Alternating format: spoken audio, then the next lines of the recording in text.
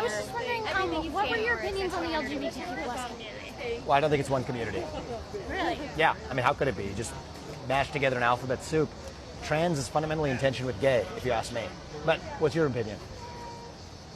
I'm personally pansexual, so I was just wondering what your views on same-sex couples were.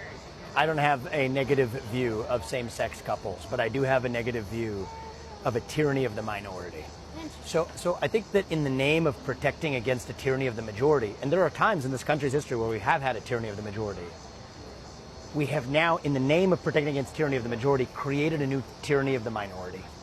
And I think that that's wrong. I don't think that somebody who's religious should be forced to officiate a wedding that they disagree with. I don't think somebody who is a woman who's worked really hard for her achievements should be forced to compete against a biological man in a swim competition.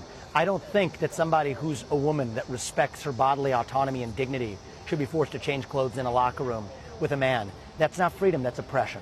And so I believe that we live in a country where free adults should be free to dress how they want, behave how they want, and that's fine. But you don't become oppressive by foisting that on others. And that especially includes kids, because kids aren't the same as adults. And so I think adults are free to make whatever choices they want, but do not foist that ideology onto children before children are in a position as adults to make decisions for themselves.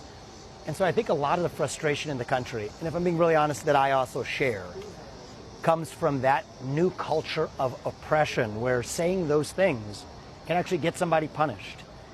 And in my case, it's part of why it's my responsibility to say them. And I respect that you may have a different opinion, and that's okay. It's part of what makes our country great is that you and I can be civil and have this conversation, and that we live in a country that still gives us, each of us, the right to speak to a presidential candidate and back, and still say that we pledge allegiance to the same nation. So I think that's the beauty of our country, and that's my honest opinion. Awesome. Well, Thanks. Thank you very much. I appreciate that. Thank you for your civility as well. I appreciate it.